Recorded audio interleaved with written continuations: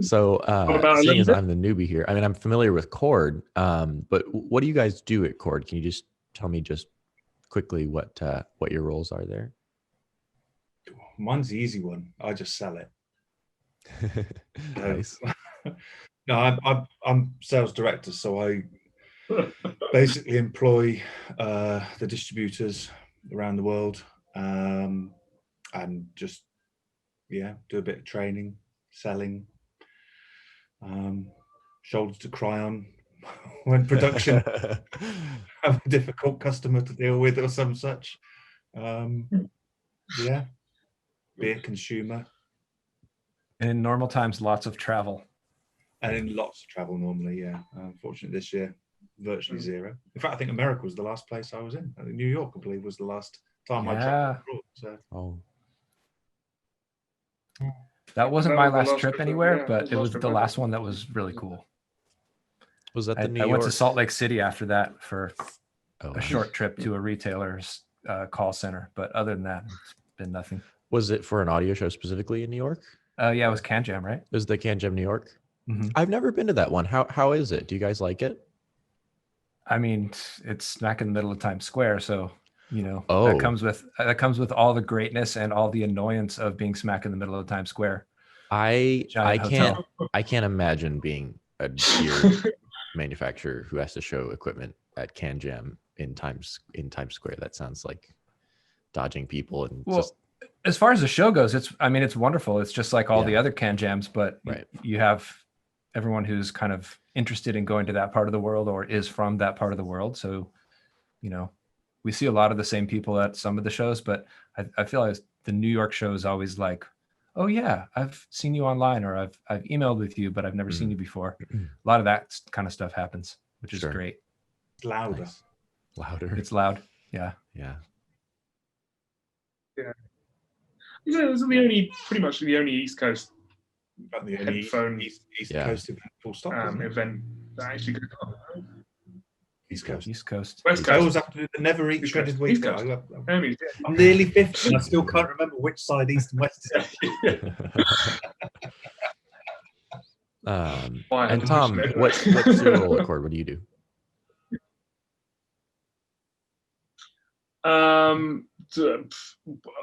Engineer and person that looks after the professional industry. So my primary job is basically in the office, manufacturing the power amplifiers, the big boys as we call them, with a few other guys. But I also look after the professional industry for the company, so studios and musicians alike. So if they need a helping hand or interested in the gear, very then cool. I know Tom and I share that sort of responsibility, I guess, in our companies. Yeah. We were in close communication a lot of the time, or passing each other. So that's actually contacts. kind of interesting to me. I know Chord has some really cool high-end 2-channel products that I've heard before, and they sound amazing. But the professional industry thing kind of interests me because I know, at least for us, with roots in hi-fi, moving into pro has been something that is very much, at least from my perspective in hi-fi companies, driven by sort of like single proponents in the company. Like Chris, you and I are both people who are like, yeah, we like pro, we need to speak to the needs of pro. And I feel like there's also a lot of people in the company who are like, yeah, what is that, what do they do? Like they're just not as familiar with that. Is that similar for you guys, Tom? Because I don't typically think of Chord as being like a pro company, but I have seen more of your guys' stuff in like studios that my friends own and things like that. I was like, here comes the story. Chord, like that's really cool. I know the story, so Tom's ready to tell it. Chris knows it all too well. So ironically, you say that it's not known in the pro industry, right? Yeah, a long time. That was a little while heritage. back. That is our heritage. Mm-hmm. Yeah. Well, when we first started, so going back to the very original story, I think as far as John had an amplifier before we even produced it as a generic hi-fi amplifier, and he took it to the BBC and they had an open day, and he was late and he rocked up and he said, you've got to try out this amplifier, and they said, nope, sorry, we're not going to try this amp, you're late for the open day. So he said, all right, well, I'm going to leave it for you, leave it here with you for a couple of days. And they said, okay, well, they said, just try it out because we think you might like it. And a couple of days later, they turned around and said, "Oh yeah, we'll have." Did we lose Tom? I think we're losing Tom. Oh, you cut out for a moment. Tom's one of these modern people that doesn't require wires. Go ahead. You cut out for a moment there, Tom. You were at the point where he had left the amplifier there. A couple of days later. You got me. Yeah. Okay, cool. Oh, to be fair, that wasn't too far. So he left the amplifier, and then a couple of days later, the BBC said we'll have a couple of hundred of amplifiers for the studios throughout the UK. And at the time, the BBC held so much weight in the audio industry. It still does to an extent, but back then it was like, if it's BBC standard, then it's every studio will want it. So they basically turned around and said, this is the new standard of amplifier that we want. So every studio across the UK went, right, that's it, we're kitting out. And then from there, it spread out worldwide. So there are various studios around the world that have Chord amps and are still using them to this day. So Sony EMI, as far as I'm aware, Sony New York has still got them as well. Abbey Road, Air Studios, Lyndhurst, Metropolis, and used them in the past. Sony in Japan, and all this sort of major studios. Skywalker Sound. So even in still in California, they're still using them. And we recently actually had some service requests for those amplifiers, and they're 30 years old. So. Yes, SSL, so Solid State Logic, the Oxford company. Basically every desk that they have is tested through a Chord amp essentially. So yeah, that's still going. So it's kind of like we saturated the market a little bit too well, which we sort of shot ourselves in the foot with that one. And so we couldn't really sell any more to the pro guys. So we moved over to the hi-fi industry, where we've let it slip a little bit. So now we're just trying to pick that back up again. Thankfully, the name is still well known. Certainly a lot among some of the older engineers. They say, "Oh yeah, of course, okay, we're going to try it out." And then, even if they don't know it, they'll try it out and they'll, "Oh yeah, this is great," give it a go. So yeah, it's a case of just sort of getting that word of mouth out that we are still around and we are still innovating technology. Awesome. Thank you for sharing that story. Are you finding a similar success or proclivity between the two with some of the new sort of more headphone-oriented equipment in Pro? Absolutely. Yeah. And it sort of goes hand in hand, to be honest with you, because everybody that we've been in contact recently with who's been using Chord gear has been using Audeze gear as well. Probably not just me. Chris passing that information on, but you probably thank Glenn Schick on this one too. He's always been a big proponent of the TT2, I think, and absolutely. LCD-X or he has a Dave now. An LCD Force. Nice. He went all the way. He's got my M scaler. Pretty much. Your M scaler. Yeah, that's very true. Well, that's funny. There's lots of them aren't there, Tom? Yeah. That's hilarious. There are, yes. Yours. Yeah, no, so it's so Glenn's actually quite a good friend of mine now. We pick up the phone every now and then, have a little conversation about how things are going. But yeah, people like that. I know that we've recently just picked up a guy in Portland, Tim Stonenwork, who runs a small mastering studio, and his idol was Glenn. So he sort of went, "Oh, I want what he's got." And so again, the word of mouth thing came about, and he's picked up a Dave. He recently bought a Dave, and now he wants to try out an M-scaler as well. So yeah, and then I'm trying to, as I said, previously, trying to get them onto some decent headphones. I think he's got LCD 3s. Very good, and at this point, underrated headphone in my opinion. Yeah, I'd agree. I also feel, this is a little bit of a side tangent, but I feel like the relative efficiency of the headphones offers something, or any transducer offers something slightly different based on what kind of power you have available. But I think that's really interesting that are you finding that like the DAC and the headphone element of your business has become more well-known in Pro in recent years? Because I know, when did Rob Watts join the company and start doing DAC design? It was 10 or 15 years ago, maybe? Oh, is it 20 years ago? Was it that long ago? Okay, so it's been a while. 20 years ago? Yeah, DAC 64 was the DAC first 64 one. was the first. Standalone Yeah, that was classic line level DAC. That then became QBD, which is better but the same. And then Hugo 1 came out, which was the first proper headphone DAC product. That was like 2010-ish, somewhere in there.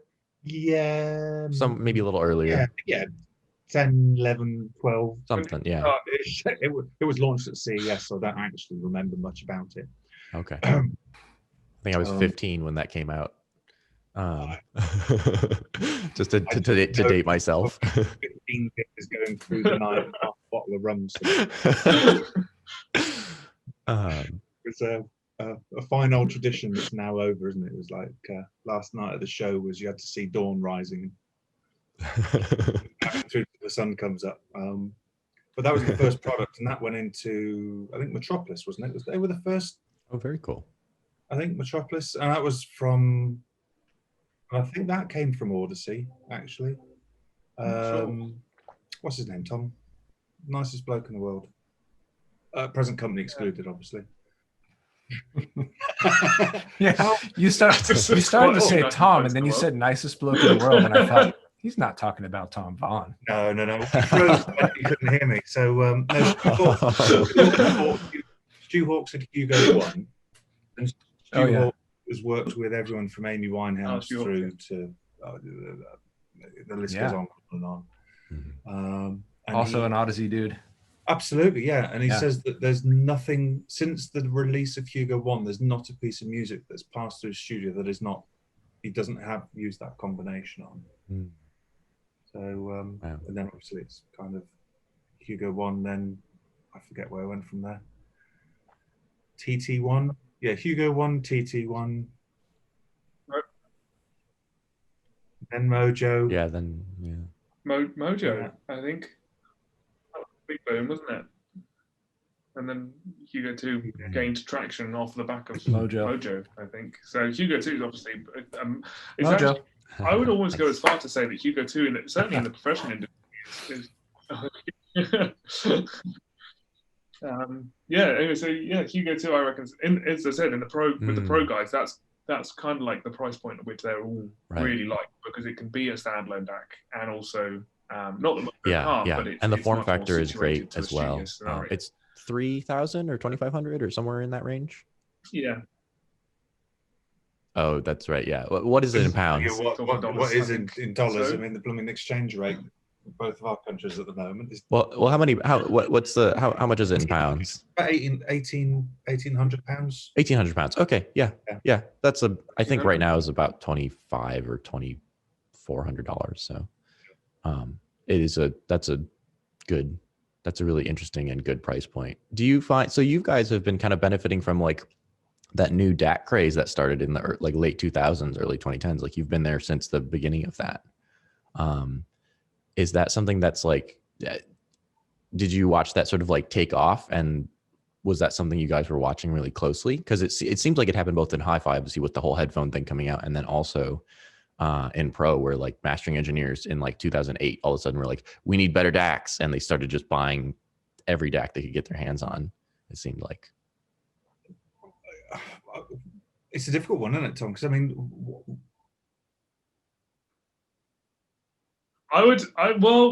you say it's difficult. I'm going to go out there and be all Bolshian about it, because I think, we were the forefront leaders of it, and still are. Not so much in the pro world when it boomed in the mastering world, but certainly in the audio industry, the Hugo was the very first portable DAC.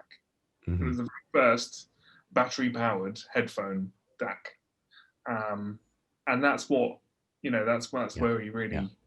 I think we got. I remember seeing one of those at one of the first HeadFi Chicago events that I went to, and Jude was there, and it was a big thing. Someone actually had brought like a bunch. I think it may have been Ray Samuels brought like half a dozen Lamborghinis, and it was this huge, crazy like car or audio show or whatever, and somebody had one of the Hugos, and that was like the hot thing that everybody was like, look at this thing, like, because the visual design was obviously stunning, but also like it was so small, it sounded amazing, and it was like you didn't have to plug it in, which we were all like, our minds were blown by that. the craze also helped because of the market that sort of embraced it. Yeah. Forgetting Hugo, before Hugo, when we had QPD, etc., which is a many thousands of dollars standalone hi-fi audiophile DAC.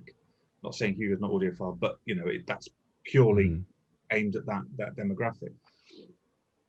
You make a product, you release a product. Well, you make a product, you launch a product, you release it, it hits the press, and then the customers read the press, and then they go to the shop. So the distance from talking about it to actually taking out production issues to customers actually getting it in their house is quite a long, slow, easy task. When we launched CES, when Hugo won at CES, it's the first time I met Jude, and it's the first time I experienced online buzz. People were coming in going, have you heard about Hugo One? And I said, well, how have you heard about it? We only talked about it yesterday. We're expecting people to talk about it in a couple of months time, weeks, months, whatever. And people coming in on a daily basis going, I've heard about Hugo One, is it in this room? Or Hugo. And it's the first time I ever experienced that totally different group and demographic of people just excited in this buzzword, and the younger people coming into the room.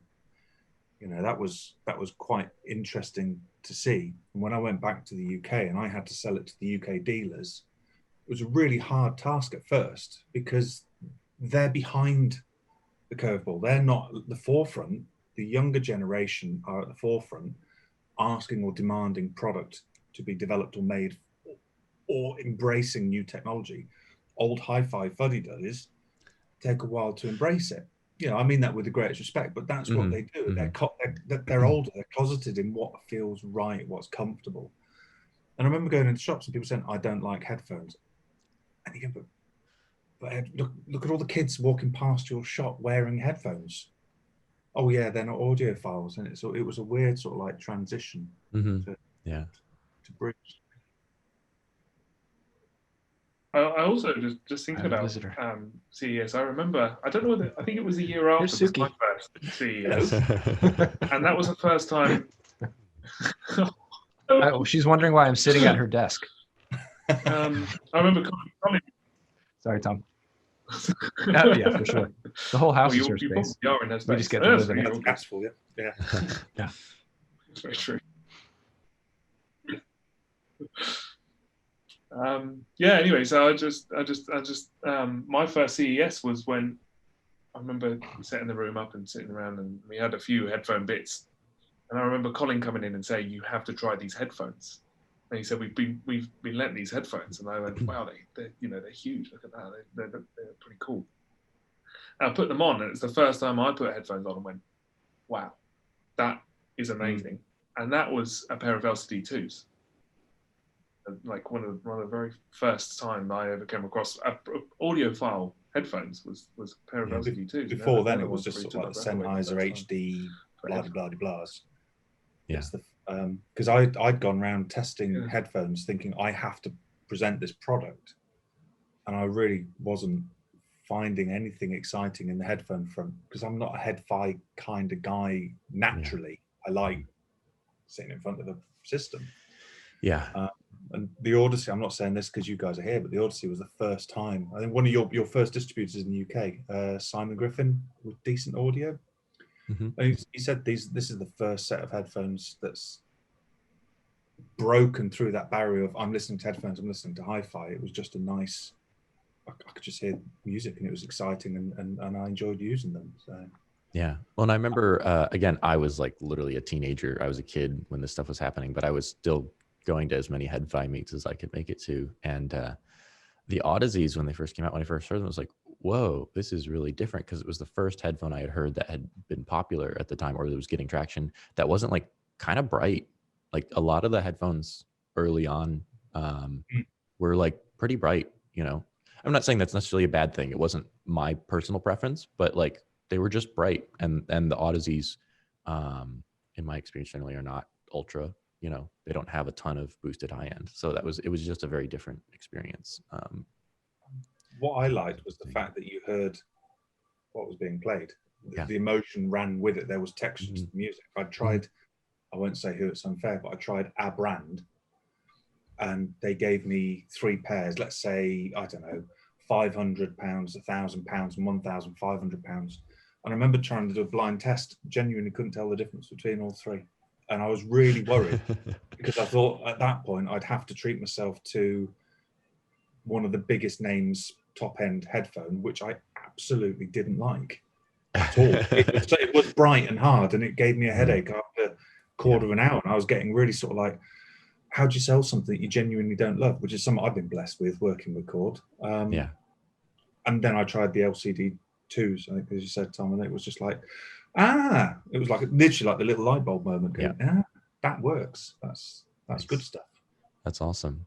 So I'm also interested because you guys are all interested audiophiles, right? And I am kind of in the same category with you, where I actually prefer my stereo setup to headphones. I mean, I have to use headphones all the time, of course, but I love speakers. Like I'll choose speakers, you know, hands down most of the time. What's in your guys' setups? What do you listen to? Like what catches your ear lately? Well, nothing in the last year. All right. There's no chance to get out and try it, right? I mean, my bedroom is there. I literally come down the stairs, and I either turn right to the domestic part of the house or left to the office. That's been my lot since came back from Bristol. I think since lockdown. Our lockdown, I think, has been more severe than you guys have had. So this year, product-wise, not a lot. Although this year I finally got my hands on an Ultima, the new Ultima amplification. Oh, nice! Very cool. Young Tom over there who helped me. So just find bits that are scratched, damaged, or whatever. I'll have a Frankenstein. I don't care, and cobble it together. Yeah, I love it. You know, I'm very happy with that indeed.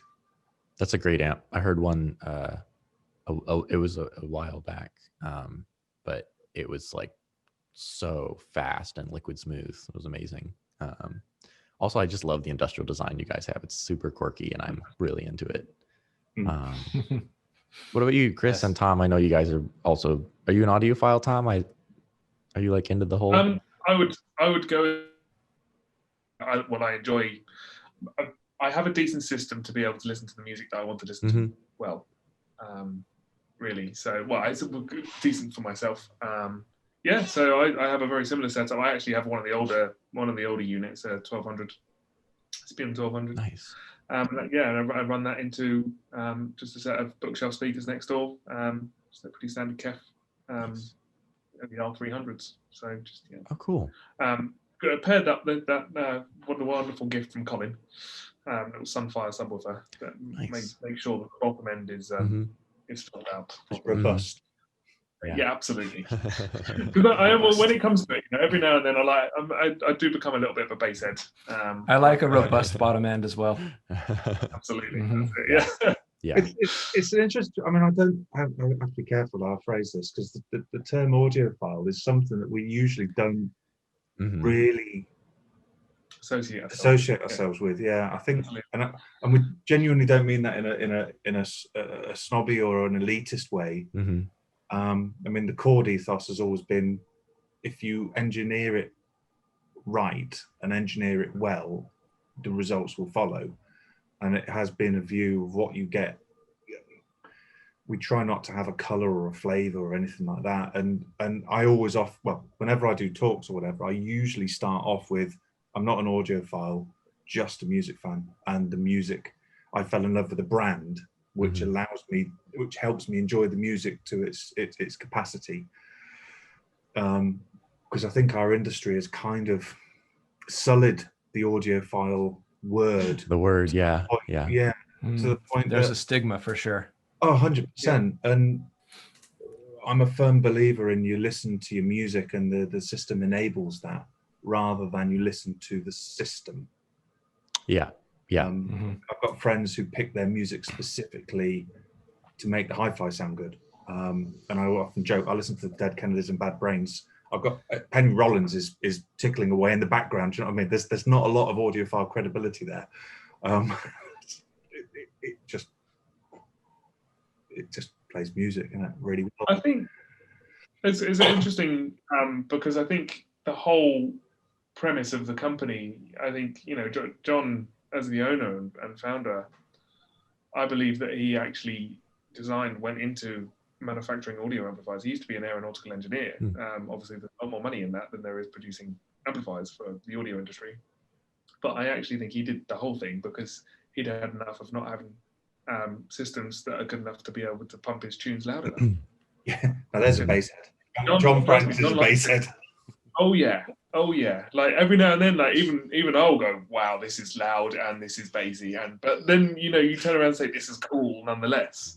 He does frighten speaker manufacturers at shows. It gets towards the end. He's usually got a glass of wine. He's leant back. His bottom lip comes out, and he'd be like, "Let's go up, louder, louder," and it's usually infected mushroom. Or I think one of my fondest memories was we did are you familiar with the UK traditional thing, Guy Fawkes Night? Oh, yeah, a little bit. I have some relatives from the UK, actually. So okay, so we do this sort of like big firework display, and he decided to rent a pub, put an awful lot of money behind the bar, so you didn't have to worry about spending it. Put an awful lot of money into fireworks, and then there was just this big PA rig being driven by Chord Electronics, playing Infected Mushroom for whatever. And it was like a 45-minute barrage of fireworks with all of this dance and crazy music over the top. And the next morning, very, very fragile team members. Some hearing was lost on that evening. Is that what you're saying? It's hilarious. No, stomach linings. Yeah. That too. Oh, that's hilarious. Fun. Yeah, it was fun. Yeah, Colin, you were just talking about you fell in love with this brand that sort of enabled your music to come through, and that was a very similar experience for me, both with Audeze and with Chord. You know, when I started with Audeze, I hadn't heard their headphones. I actually got the job because I was looking for a pair of headphones, and I noticed they were not far from my home, and they had a job posting on the website. So I thought, well, hey, maybe I can kill two birds with one stone. And so that happened, and I absolutely fell in love with the headphones. And then later, you know, meeting you guys at shows, and I know that we used Mojos and Hugos at our trade shows and stuff. And so I got to listen to them at shows. And then later on, I got to bring home a Mojo for myself and really try it out. And it was, you know, I think I said something to you like, this is the only time I've ever listened to digital that sounds like my beloved vinyl, you know. Just no without listening fatigue. Yeah, I mean, I was used to like pretty good DACs that were good at their job, and I enjoyed the sound of them, but I didn't even realize the extra noise that I was hearing that was tiring me out. You know, I'd have a 2-hour listening session, and at the end of it, my ears would be like sparkly ringing. Yeah. And then when I shifted over to like listening through Chord stuff, that went away. I could listen as long as I want, and I never got the sparkly ear fatigue. Well, that was I never looked back. That's how it happened. Genuinely, how it kind of happened with me when I didn't like digital. I'd got tons and tons and tons of records. I didn't like digital. I liked what vinyl was doing, but I hated living with vinyl. The hiss, the crackle, the little clicks and pops and turning records over. All that used to do my head in. But when I'd listen to digital, I was always like you get fatigued very quickly. And then I actually heard the DAC 64, the first one, because I'm old, and it clicked. It just, and it must have been the timing thing that Rob Watts talks about all the time, because we are so sensitive to timing. It just allowed me to listen to it beyond that 45. You don't get a couple of albums in and then go, oh, I'm going to stop now. You're throwing more music at it. And the analogy for me is Sunday night, you've got a glass of wine left at the bottom of the bottle. It's late. It's past your bedtime. The system's working for you. When you say sod it, you pour that last glass and you put another album on. And that's what the DACs from Chord were able to do for me. And then I went to the shop and we started chatting, and I ended up getting employed by the shop. And we brought Chord in to be our reference piece. And then I discovered the amplifications, and that was it. I was picking mud, absolutely over the moon. And started working for them a few years later. So I definitely bought it all at the wrong end as a consumer. So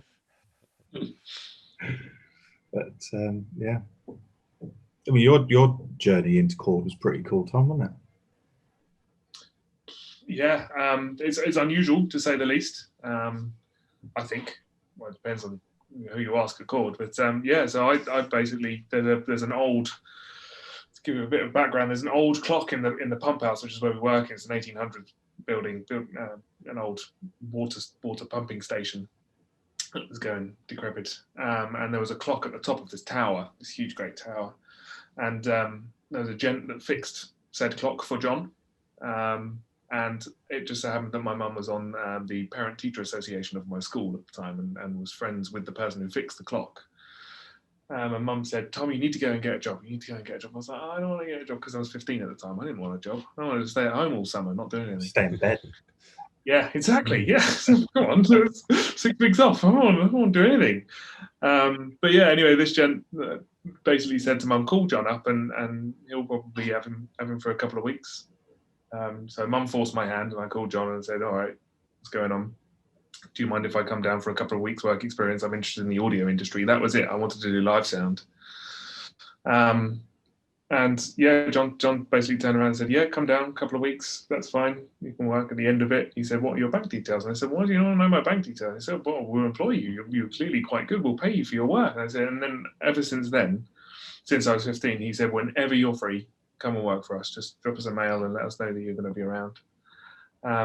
And then at the end of uni, he turned around and said, "So what do you want to do?" But at the time, I wanted to do, as I said, live sound. But working at Chord completely twisted it and went, "Actually, you know what? These guys are producing some of the best gear I've ever heard in my entire life. Audio electronics, which is cool, which I specialised in at university anyway." And John said, "You can have a full-time job looking after the pro guys and helping me build amplifiers." So that was, so what am I, 28 now? So that's 13 years ago.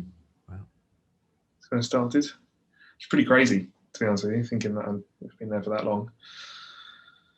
But yeah, no, that was and to be honest with you, it was all to do, again, bringing it back to the music thing. I'm a musician, as I'm sure all of us are in this conversation. I can see a keyboard in the back of your screen over there. Yeah. So, and Chris and Colin both play. Is it a hurdy? Not a hurdy-gurdy. Yeah, I recently took up the hurdy-gurdy. Yeah, it was a hurdy-gurdy, right? Yeah, you can see it right there. Yeah, there you go. Nice. Amazing. There's a hurdy-gurdy, a guitar, and behind it is a sitar.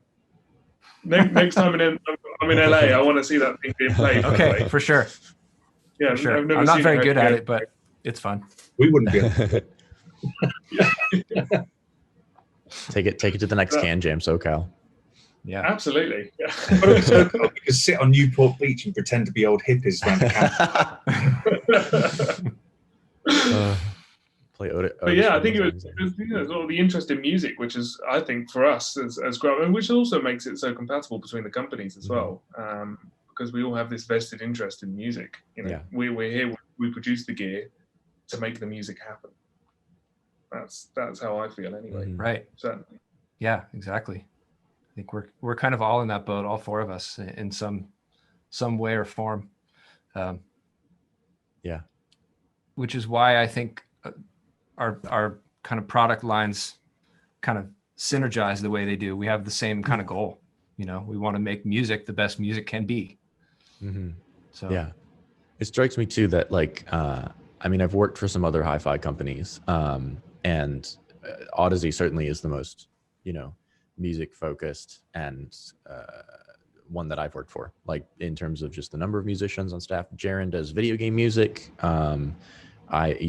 Chris does like all sorts of stuff with guitar and hurdy-gurdy, and I think even Martin and some of the other folks are musicians, or like Martin plays in a cover band or something like that, right? Oh, he plays in a quite original noisy rock band. Like it's like noise rock stuff. So I've always found that very cool, and I've always gotten the impression that from the people I've met from Chord that they were like also very passionate about actually interacting, engaging with, playing, making music, which I think brings such I think that's what it's all about, So there's also how do I phrase this? There's like a mindset as well. You could almost sit at, if you sat at, I don't know, let's say you go to LA because that seems to be the one where most people congregate around the same bar. There's definitely groups, and the Audeze stroke Chord stroke couple of other brands tend to sort of like congregate, and there usually is quite a lot of light-hearted banter, laughter, whatever, and the talk meanders around lots of things. Yeah. Then there's a group of like audiophile companies that just talk about hi-fi. It's just hi-fi, and it I don't think there's ever going to be a mix across that line. Yeah.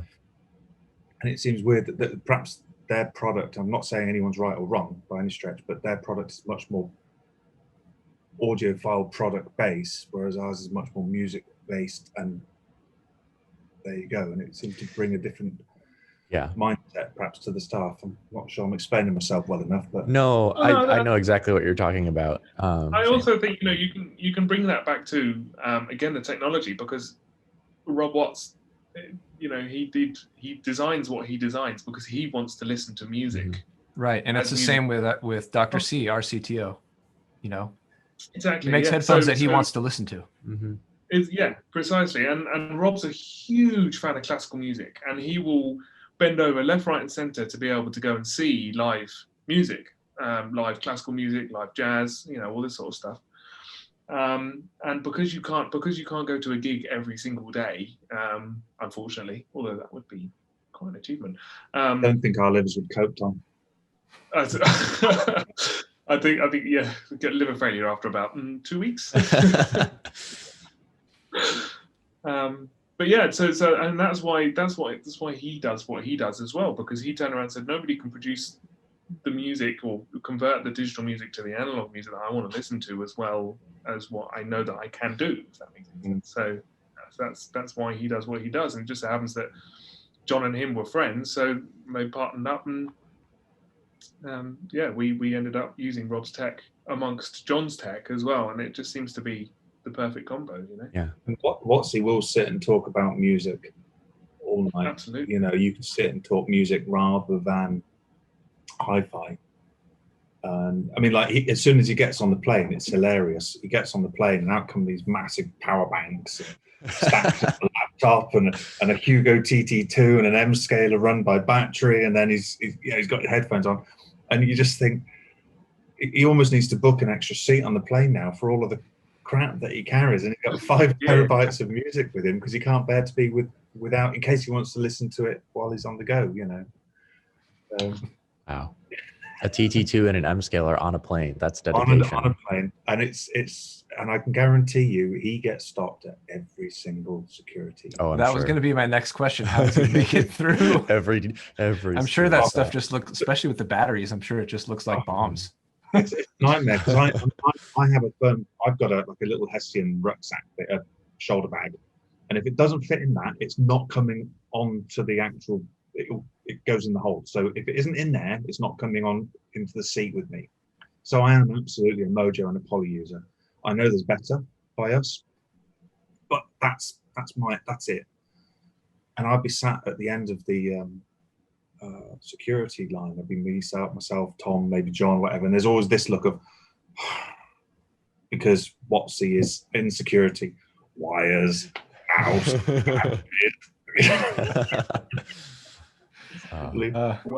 Bless him. He's great fun. He is, especially when you get him on his second beer, because that's his maximum. He's a lightweight, kind of like me when it comes to drinking. He's the lightest of lightweights. So, see, in fact, the only thing he doesn't do with Chord, isn't it? Big nights out. But, yeah, that's funny. He tries. He tries. I think a couple of beers is his night out, though. Yeah. Well, I took him out after a particularly difficult retailer who's renowned for imparting his opinion on others, and he'll quite happily sit there and lecture you as to what you've done wrong and why you're wrong. I won't mention any names. He's a well-known retailer in the New York area, and Rob just sat there for an hour and a half or whatever, getting absolutely lectured about how crap we are as a company. So I took him to a bar, and we had, I think, 3 pints of Belgian beer at lunchtime. I don't know if you've ever tried Belgian beer, Grover. it's pretty pungent. Yeah. That's a good description. And probably about what, 8 or 9% alcohol. Oh yeah, yeah, I was gonna say it's like almost as much as wine. Yep. Yeah, the walk home, walk back to the hotel, he just said, oh, that's squiffy. Didn't came out for dinner that evening either. Oh, broke another one. Oh, that's Tom, you have classical training, right? On a horn or some kind. Yes, the bassoon. Bassoon, Oh. That's right. Yeah, I was sort of this close to doing that as a profession. It was actually Chord that swung me to do audio electronics. As I said, I wanted to do live sound. Well, do live sound mixing, but it was more playing the instrument. But then I realised that keeping it as a hobby is actually a good thing, because throughout. Oh, he froze again. Oh, still here. You got me? Yeah. yeah, you're here. You literally said, so you're saying Keeping it as a hobby. Keep it as a hobby. Oh, keeping it as a hobby. Yeah, perfect. So I went to a band camp, as it were. I think that's what they call it over in America. Yeah. Not the website, the actual thing. Not the website, the actual thing, yeah. band camp. Although it was an orchestra, yeah, it was still band camp. Mm-hmm. And I had friends that were much older than me. Say again? Is it Lisa Hannigan with the flute? What? That's what I was gonna say that, but I didn't.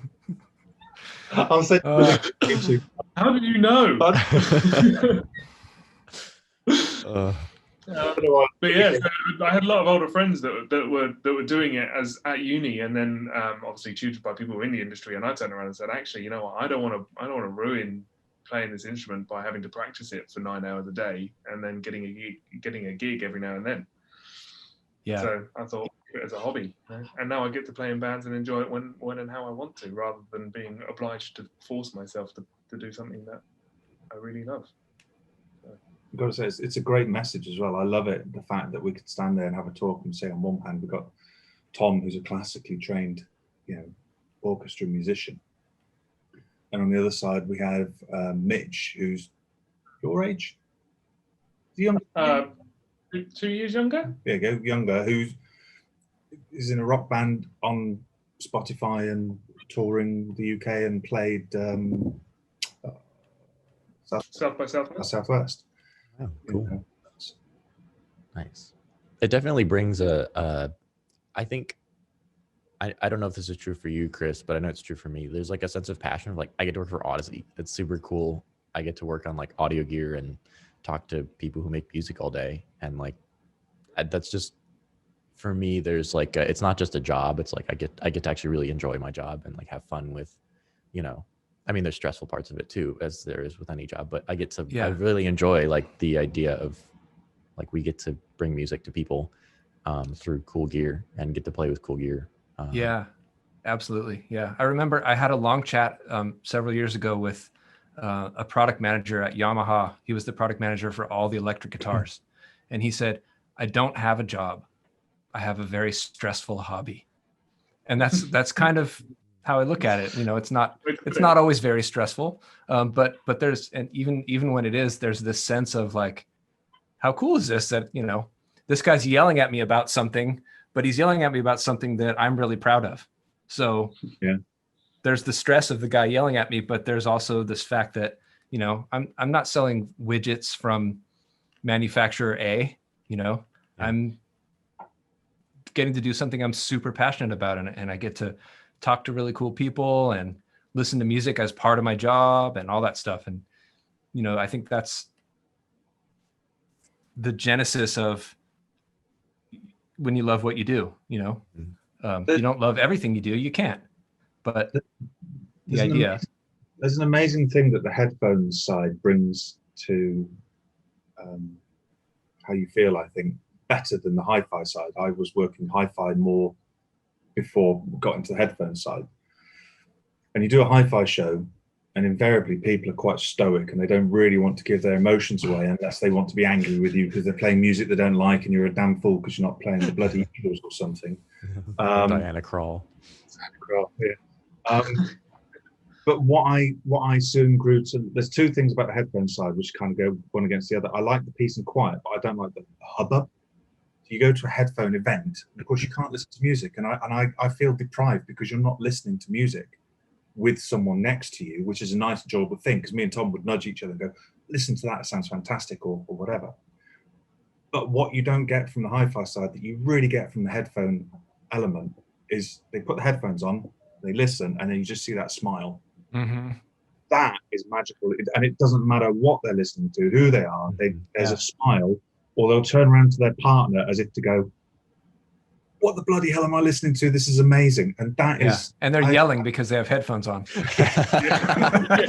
So they're yelling out of happiness, not because they're angry. The first Hugo one I did in the UK, we split it now, so we have hi-fi and headphones. But the first year I had it in the same room together, and there was a guy. Was that sorry, Bristol. Bristol. Yeah. That was the first show that I did with you, just the two of us. Were you there when the guy was shouting over the Beatles? Oh yeah. So he was complaining over. So the music was playing from the hi-fi, and he's at the back with headphones on, and he's talking over everyone, saying how bloody terrible it was, and it was awful. This must be something weird. And then put his finger on the volume. Next thing you know, the music coming out of the back of the headphones was louder than the hi-fi system. And he's giving it all this, and he must have been in his late 50s, early 60s. And then he's shouting at the top of his voice, going, "This is fucking brilliant!" And everyone who's listening to trying to listen to the hi-fi, turn around and just starts laughing because it was so infectious. I don't think you never tire of the headphone side where you just see that smile, because that smile is just pure pleasure. Yeah, that's worth so much for that really is not wanting to sound. I also think, if you're in a room full of people and you're listening to a hi-fi system, I think there's an apprehension, certainly as Brits, because we're reserved, but there's an apprehension to show your emotion that you're enjoying something, if you are enjoying it, because there might be a frown on somebody's face next to you and they might be going, "Oh, it's not very good," but you might be really enjoying it, so you don't show that emotion that you're enjoying the system. Yeah, exactly. Whereas on headphones, because you're in your own world, you put your headphones in, shut your eyes, and that's it, and you can really, really enjoy it. And then, as Cole said, it's that smile. It's the goosebumps you see on their arms that as you're walking past, kind of thing. That is that emotion. You go, that's cool. They've had a physical, emotional response to the music that they're listening to, and we're making that happen. Yeah, less peer pressure. Which I think the peer pressure is part of why the word audiophile has become a little bit dirty, right? Because it's like, oh, your system's not as good as mine. It's like, what? Someone wants to say hi. Hello. Hi, everybody. Hi, Tom. Hi, Colin. And Grover. Grover, that's my wife, Lynn. Nice to meet you, Lynn. These guys know her. Certainly do. Nice to see you. I know Likewise. You're taping, so I just want to come say hi. No, it's great to meet you. But and there's like less peer pressure with headphones. And I've noticed also in the community, I mean, everybody fights on forums, right? But there's more of a like, well, I like this headphone and I like these amps and that's just what I like. And people are like, cool, okay. And I feel like sometimes in 2-channel that's been a little bit lost. I mean, amongst how could you possibly like that? So are you colored. Deaf? You have stone ears, yeah. In the hi-fi, your class is wrong. If you like solid state rather than vice versa. A phrase that always irks me somewhat is when someone says analog is always better than digital. You go, well, you're listening to it in analog just because it started in digital, which therefore means that any turntable, and it could be $200 turntable, is obviously infinitely better than whatever we do, DCS, MSB, or whatever, just because. And there's these very closeted minds. But what you don't get in hi-fi is you don't get 2 or 3 people sat chatting going, oh, I have X, Y, and Z for fear of being judged. Whereas you often see at the Can-Jam tables, people pull out sometimes crazy rigs and they're going, oh, have you tried the blah-de-blah-de-blah? Oh, that's interesting. Oh, I'm going to go and try that next. Or they'll ask each other where to try other bits of kit around the room. And it's like a free backwards and forwards chat, which is really, really nice. That's very engaging. Yeah, that's part of what I always thought was really cool about the community was the sense of community. Although I also know, as it relates to digital and vinyl, this is a little off track, but I don't know if you relate to this at all, Tom, but like when I grew up digital. Even my dad was an audiophile, but he was kind of CD, not vinyl. And I remember when I first started getting into vinyl, about like it's been a year or two, but I started hearing music before the 90s like I'd never heard before. And I say that in like old Boston records where I was like, this is kind of like, it's old rock, but it's a little corny, or like, man, those old Michael Jackson records that everybody says sound so good, like don't sound great on digital. Like they're thin and there's no bass, and like they're kind of flat, and everything just sounds kind of eh. And I was just like, oh yeah, like 60s, 70s music. Like I mean, I've done a lot of engineering, so I'm like, I'm sure the analog brought something to it, but I didn't really know until I started listening to old vinyls that were relatively clean. It was like, this is different. This is totally different than what I've heard from digital my whole life. Like I've never actually heard these records before. And that was like a whole fascinating discovery process. Cause like old rock bands that like Led Zeppelin or, Pink Floyd or, any of the like James Brown or Michael Jackson, any of that old music is so different. You hear things in the mix, you hear a totally different frequency response. And I thought that was really fascinating. It's like, I finally felt like I understood why that music was so cool to people. Yeah, I actually agree with you. I think there was, the problem was that certainly when I was a youngster, I know that you're a few years. He likes his dramatic pauses, doesn't he? I know, yeah. Very dramatic. No, I'm sorry. Okay. Yeah, anyway, so yeah, when I was a youngster, like the MP3 was the thing, Yeah. right? So you would, and that's what set the standard for me for digital music, certainly. Which is why my dad was a big analog fan. I just could never be bothered to get his records out. I might do it every now and then when I was a youngster. But I heard that as a difference. I was like, this is really cool. And I always used to love getting the vinyls out until I actually heard a decent digital system, and then I went, oh, okay, well, that's just more convenient. Yeah. And actually, there's no comparison really. Yeah. For myself, anyway. Yeah.